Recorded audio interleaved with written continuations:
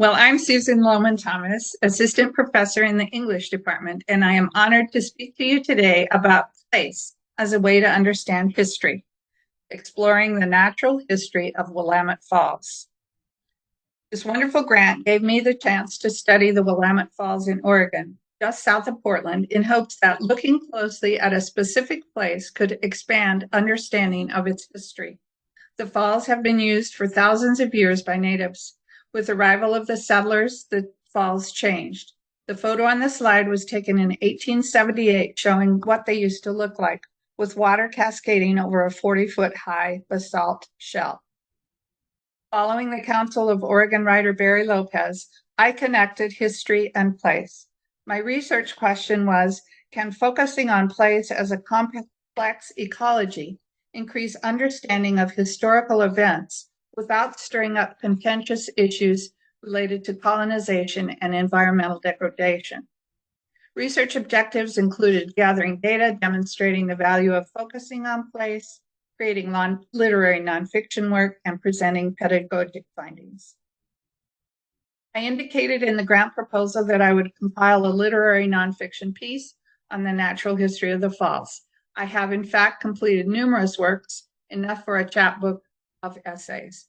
2 smaller essays have already been submitted to literary journals. Please note that literary nonfiction, also called creative nonfiction, is a genre that presents factual information through the lens of a fully present narrator. Emotions, reflection, and responses, the physical world, are key elements. Highly regarded writers in the field, that would be my idols, are Joan Didion, Annie Dillard, Gretel Ehrlich, Rick Bass, and Barry Lopez. You'll hear today snippets from my literary nonfiction.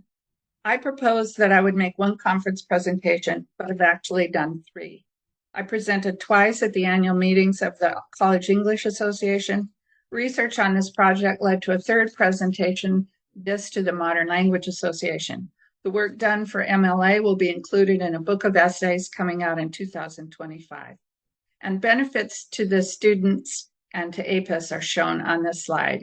They involve course design, teaching strategies, and the presentations and publications, as well as networking. So I'll start with these fun maps. This natural history starts with geologic structure. Oregon is on the left-hand side, Washington, Oregon, Idaho, and some of Montana are on the right. This water and land have struggled for hundreds of millions of years since the supercontinent Pangaea began breaking into blocks that we now know as continents. The West Coast was where Idaho meets Oregon. Island clusters from Asia bumped into the new continent. Geologists found Japanese fossil fish in Oregon rocks, as well as seafloor and coral in the sun-baked rocky crags of Idaho's Hell's Canyon. Volcano vents, more than 60 of them, popped up in the Willamette Valley, which is outlined on both maps, just south of Portland. These formed the Western Cascades much earlier than the High Cascades, which are this old string of volcanoes that stretch from British Columbia to California. Mount Baker, Rainier, St. Helens, Adams, Hood, Jefferson, Three Sisters, Shasta, Lassen. These are the stark volcanoes that pierce blue sky near the continent's edge. Long before these volcanoes emerged, shield volcanoes near Idaho erupted, spewing syrupy lava that flowed to the west, covering about 63,000 square miles of land with a lava crust that was up to 6,000 feet thick. This was the Columbia River basalt flow. 2 sequences of this flow have been mapped near the falls. The first lies under the river's northwest shore and the falls themselves, while the second sits on top, forming most of the river's southeast shore. The falls, it is proposed, have moved upstream about a mile from their initial formation. More flow, this time water, washed the area from the Missoula floods at the end of the last ice age. A 20,000-foot-high dam on an ice sheet formed Lake Missoula and later broke, roaring waters over thousands of square miles of land at speeds up to 100 miles per hour. Much of Washington and Oregon were flooded. Side channels eroded, gouging cliffs and waterfalls. Ice dams formed and broke over and over. One constriction formed Lake Allison in the Willamette Valley, where waters 400 feet deep covered the site of the city of Portland. Rich polluted soils from Washington and Idaho settled in, 2 lakes formed, and a shelf appeared, the Willamette Falls.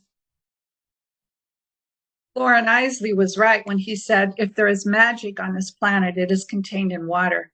The water spilling over the rocky ledge of the river that flows uphill, the northward flowing Willamette, is magic. Draining nearly 12,000 square miles of land, the river flows into the Grand Columbia, bowing only to one larger river, Snake, in this Pacific-bound watershed. Flow at the base of the falls ranges from around 8,000 cubic feet per second, that's CFS, in August to more than 75,000 CFS in December. The river below the falls is influenced by tides, even though the ocean is more than 100 miles away. Water drops into the river more than 3/4 of a year's worth, sliding in as rain between November and May. Floods here are real, they have been, and they still are. In December 1861, rain on snow in the Cascade Mountains raised the river's flow to 635,000 CFS, that's greater than that of the Mississippi River, and smothered more than 350 acres of land. One town, Lynn City, was flushed away. Accounts of the flood haunt. The first Monday in December was yet another rain-soaked day, a bead in the string of cold temperatures and daily rain. Mercury rose, though, meaning accumulated snow couldn't soak into the ground, and so it slid into the river. The Willamette was already too big for its banks. Darkness fell as water rose in Lynn City's streets. The terror was audible. Said one, quote, the ceaseless roar of the stream made a fearful sort of elemental music, widely different from the ordinary monotone of the falls, end quote. Cries from those trapped in their islanded homes pierced the night. Water is life. Water is death. Flooding on the Willamette River is ironic because it kills and yet it feeds. Wild waters have dumped tons of rich soil from other states in the valley, making its fertility known worldwide.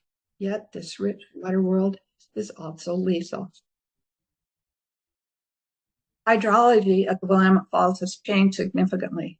The falls are now part of a vast industrial site that has harvested energy and provided transportation for logs, wheat, elks, and passengers. The river moved people and things. Boats made of wood and animal hides carried calapuyans and others up and down river. Steam-powered riverboats carted farmers' crops to market before roads and railways became viable options. Portaging boats around the falls was expensive and time-consuming, so clever folks joined together to build locks on the river's west bank. The locks, running from 1873 until 2011, opened freight lines on the water. Ferries and landings dotted the river, but that commerce eventually faded, vaporized by the arrival of trains. The river gives, the river takes.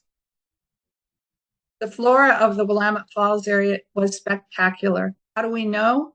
Trappers in the early 19th century described the valley as a beautiful park with thick trees following watercourses across a floor of open grassland with a sprinkling of oak trees.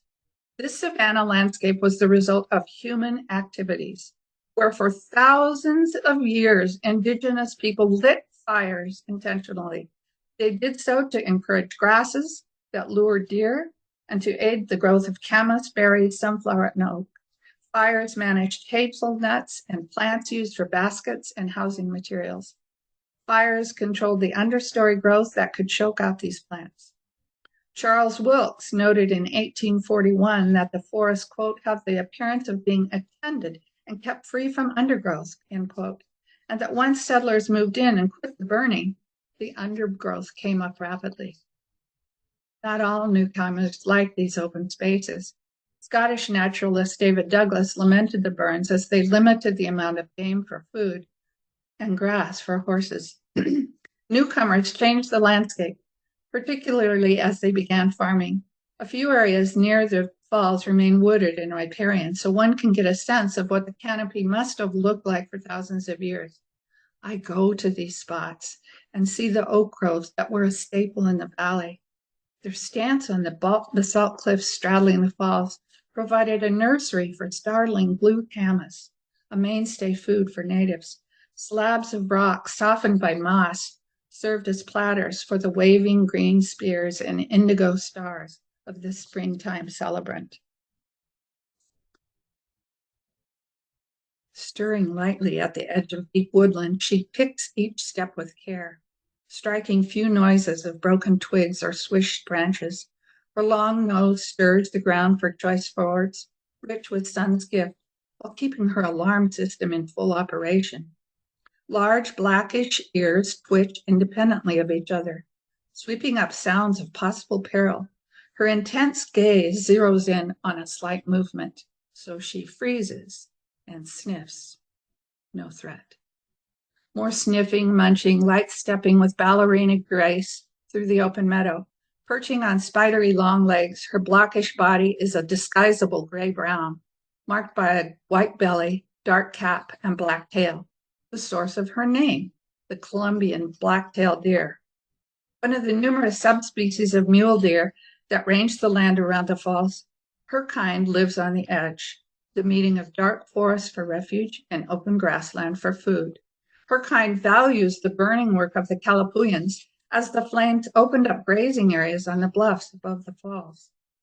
She may or may have not have cellular memory of the clever native folks, with one man donning a deer's antlered head that sparked interest in movement. She might have known of the others making rattling noises, some of them covered in coyote skin, to urge her kin into a tighter pack.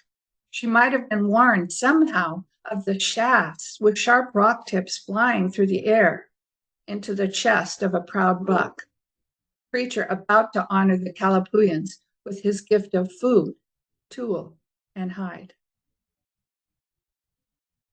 These deer are among the large mammals that populated the riverbanks near the fall.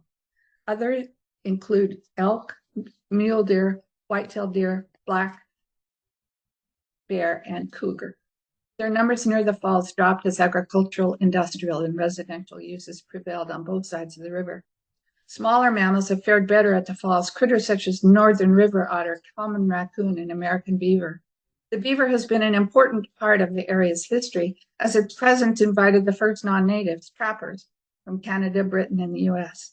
At the beginning, the trapping activities for these hairy banknotes was done sustainably and with some respect for Indigenous people. But as more trappers arrived, the beaver fur frenzy made a wrong turn. Rumors surfaced that the Hudson Bay Company instructed their trappers to bring in most furs possible. This created fur deserts where animal populations shrunk. Trapping in the 19th century dramatically dropped the counts of beavers, otters, muskrats, mink, and martens. Because of low animal counts, Oregon legislators outlawed beaver trapping for 20 years in 1899. Oregon's relationship with its state animal, the beaver, is mixed. The beaver drew newcomers to the state at its own expense. Now it is sometimes protected, sometimes destroyed because of damage to property. Another creature found at the Willamette Falls has a murky relationship with humans. This is the Pacific lamprey, shown on the upper right of the slide. It's a prehistoric fish that has provided food and cultural wealth for natives for thousands of years.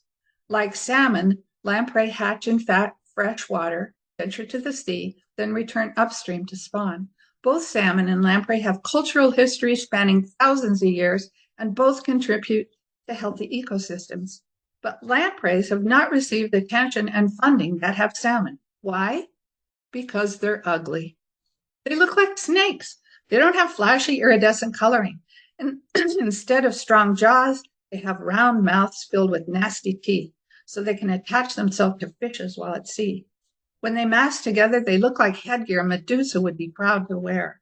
Lamprey don't endear themselves to public or the lawmakers who move the money.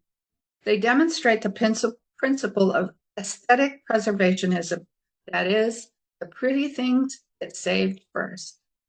Think about World Wildlife Fund public service announcements. Do you ever see new hatches of rare scorpions? No. You see pandas and little foxes, creatures that look like stuffed animals. Attractive creatures get the attention and the donations. Is that fair? No. The notion of fairness certainly comes into play when one looks at results of contact between natives and newcomers in the Willamette Valley. For nearly 12,000 years, indigenous people thrived in the mild climate and rich environment. They didn't have to travel much to survive, as the multicolored tribal group map shows. They could be relatively settled, not having to move to find food with the change of seasons, as did the northern Paiute in eastern Oregon. When Europeans and Americans arrived, the natives endured their apocalypse. The chart on the left shows the population decline from 1770 to 1900. The population of natives in the Willamette Valley dropped from 20,000 to 600. Causes were diseases for which they had no immunity, including smallpox, malaria, measles, influenza, and dysentery. 20,000 to 600, a mortality rate of more than 95% in just a few decades. Indigenous peoples were stripped of their families, villages, homes, and much of their culture. Because of the scarcity of written accounts, not much is known about what the tribes were like before contact. It is known, though, that the Calapooians, including the Tualatin, Yamhill, and Santian groups, and tribes named after the waters they resided by, occupied the area around the falls for a long time. The Clackamas and Molalo tribes also lived near the falls. Territorial boundaries were established among the groups, including designated fishing and hunting spots, as well as fields of edible plant material. Trading passage was allowed through territories, but visitors were expected to honor the owner's rights. Natives gathered food in summer, hunted in fall, and typically wintered in large houses with multiple families. Movement of indigenous people to reservations destroyed their cultural connections with the place. It is impossible to fully comprehend what happened to these human beings in just a few centuries. Newcomers looking for fur were among the first non-natives in the valley. Hudson Bay Company claimed an area at the falls in 1829 for employee housing. Missionaries established the Willamette Mission upstream of the falls in 1834. First sawmill was built in 42. First steamboat was built in 1850. 8 more boats were built near the falls in the following 2 decades. Mills for flour and wool arrived around 1864. Pulp and paper mills sprouted up. Electricity zipped over power lines from the falls to Portland in 1889, a first. And an interurban electric railroad ran between Portland and Oregon City in 1893. Industrial benchmarks were being set at the falls. The Oregon Trail ended at the Willamette Falls, and tens of thousands, some say close to 80,000, settlers traveled to or through the area. After their grueling trek across the continent, many settled in the valley, turning to agriculture and activity which altered the landscape. Looking at these aerial photographs of the Willamette Falls, I am struck first by its massive size, second only in flow on the continent to Niagara. As I look at the slide on the left, taken during flooding during the 1990s, I am awed by the power and volume of water. The falls almost disappear. Much respect, much reverence. Third, I am struck by all the contraptions on the falls, concrete, metal, rubber, devices to, quote, control the flow of over the salt. I am struck by the span of industrial uses. There is only industrial presence at the falls, no access to the falls for others by boat. What is left here? Of the thousands of years of cultural history, of the rich tapestry of flora and fauna, what is left? I took these photos last month. The falls in their industrial trappings, the huge buildings on what was once riparian zone. I wonder what is left. Barbara Kingsolver helps me. Who will love the imperfect lands? Can we be good parents and love both the gifted and the scarred? Can we move away from the lamprey's plight of the ugly and neglected? There are attempts to do so. The Willamette Legacy Project was a community effort to get public access to the falls. The design on the left shows an expansive skywalk that would let people see the falls. Sadly, one group pulled out, putting the project on hold. The Confederated Tribes' Grand Ronde purchased industrial land on the West Bank and proposed a project of their own. The drawing on the right shows their plan for a walkway to view the falls. Recent good news, just last week, makes me smile. Former Oregon Governor Kate Brown is now president of the Willamette Falls Trust and brings energy, name recognition, and possible results. Maybe we will be able to approach and love the scarred. My research direction, I found, had changed. I began to venerate the falls themselves. I regarded water bodies as entities like endangered birds or bears. I learned about blue humanities, which recognize the close relationship of culture and the sea. I extend this relationship to inland water, specifically to rivers and their falls. I think of the sister falls, Celilo, on the Columbia River more than 100 miles away, shown on the left.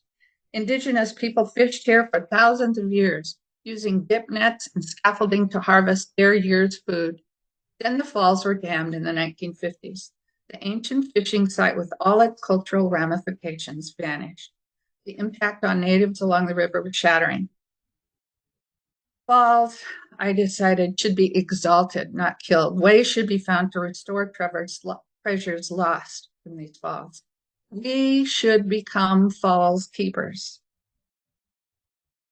And so I moved away from the stance of my research grant, that we can teach history and literature in a non-contentious way by focusing on place. I moved to a stance that we as academics should understand the role of place in our lives. At the precipice of climate catastrophe, we should revere and treasure our places. We should lament places that have been scarred and destroyed. We should find the cathartic value of wailing our pain, our grief, our terror at the consequences of our actions. Thank you very much.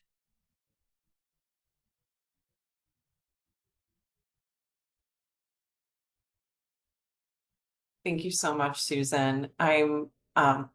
Your talk reminded me that Dr. Melissa Schneider, who is also a 2023 grant recipient, she did research in her field. She's in the Security and Global Studies School. She did research on sort of normative practices around establishing ecocide as an international crime with the ICC. So I will link a clip to her video presentation that she sent me in the chat, because that's sort of the beauty of these presentations, right? You know, there's overlap, it's cross-disciplinary, and you know, as your final comments really reminded me of some of sort of the quotes that she was able to provide from her interviews. Thank you so much. That's really good. I just want to emphasize that I still think we can study place and try to present a non-contentious thing. But for me, what happened during this grant process was that my heart was broken. And I guess maybe that happens when we do these grants. We find out, we go in with a real cerebral approach, and then we find something else. Right. And that's research. I think Jackie talked about that yesterday too. It's, you know, the sense of place and being in the place, it leads you down different pathways. And that's the reality of it. And I think it's the beauty of research that the APUS grant gives us, that Susan is able to change her whole mindset by doing the work. And isn't that it? Isn't that the whole reason for doing this? And it's not just that I want to continue research grants. I mean, now it's my life work. I am now a falls keeper, and I am looking at this whole notion of aesthetic preservationism. Why is it we only want to take care of the pretty things?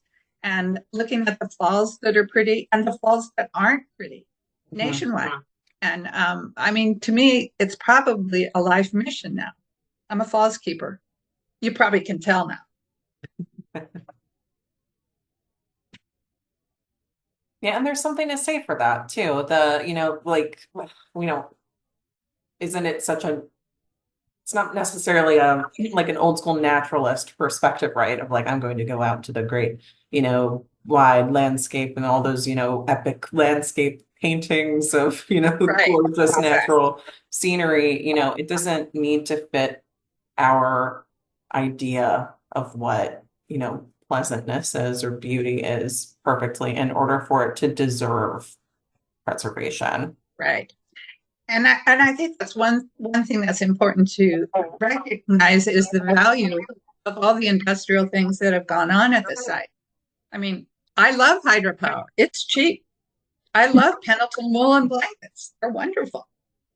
But there's a cost to those wonderful conveniences. Right. And I think it'll be a continual conversation with, I hope this is me. I hope there's more investment in renewable resources and stuff. And I'm sure that the cultural conversation around the impact that has on sort of the aesthetic beauty of space will keep happening for sure. And your voice is important in that conversation here with Willamette Falls. Thank you. But one organization I discovered as part of this project is the American Society for Literature and the Environment, and it links scientists with writers in the literature field. And it's just a fascinating merger of people who are really dramatically involved in those two disciplines. Yes, Jackie, you have your hand raised. I see. I so often when humanities people apply for research grants, we're kind of looked askance. In fact, I almost didn't apply because I thought, oh, it'll be safe for the STEM people and they won't like our kind of research. But I think the beauty of what Susan did in this presentation is show us the intersection of research and the power of narrative. So as she was reading her own work on the falls and reading the works of other writers, I think that there's a way for humanities to put their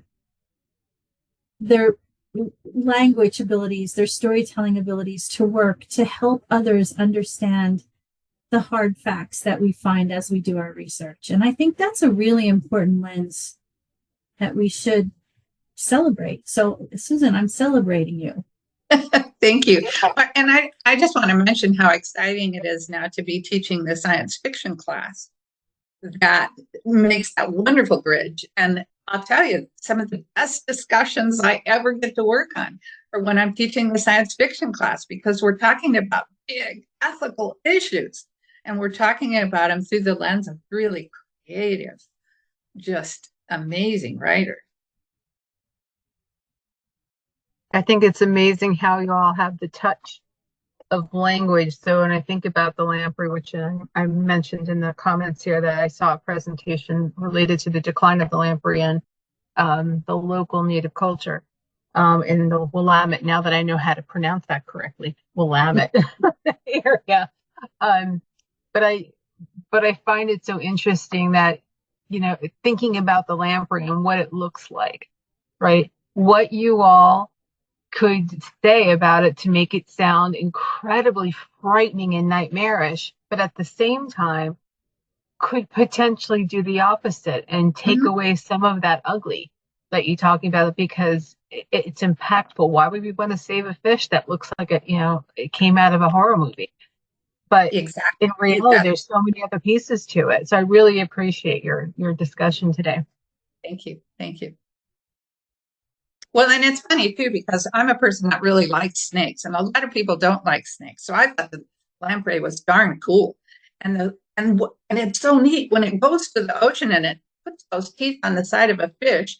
It's very thoughtful. It spits up its saliva has a chemical in it that helps the blood of the fish coagulate so it doesn't die.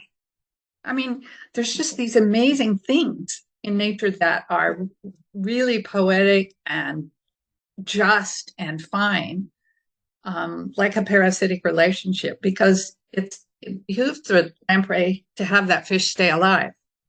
So, I mean, I'm not one of those that thinks that lamprey is ugly. I think they're actually pretty cute. Now we just need the music folks to actually just, and come in with the score to make us all feel like warm and fuzzies, right? When we see the lamprey now. Those teeth won't hurt you.